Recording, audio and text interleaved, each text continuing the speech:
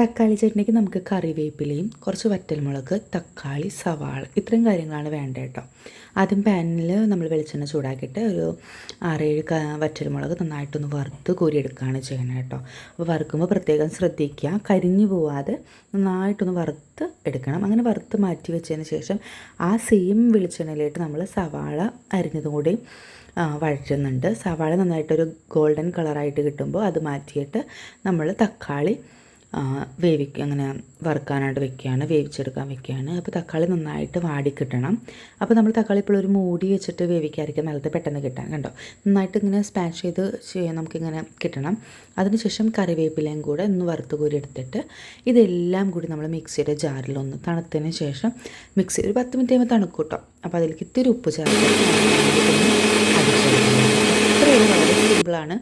ദോശയുടെ കൂടെ ഇഡ്ഡലിയുടെ കൂടെയൊക്കെ നന്നായിട്ട് പോകും, നല്ല സ്വാദാണ്. വേറെ പ്രത്യേകിച്ച് കുറേ ഇൻഗ്രീഡിയൻസോ തേങ്ങയോ ഒന്നും വേണ്ട.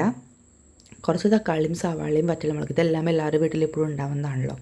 അപ്പോൾ ഞാൻ ദോശയുടെ കൂടെയാണ് കാണിക്കുന്നത് കേട്ടോ. അപ്പോൾ ചട്നി ഉണ്ടാക്കിയിട്ടുണ്ട്, അതിൻ്റെ കൂടെ നമ്മൾ തക്കാളി ചട്നി എന്തായാലും ട്രൈ ചെയ്തിട്ട്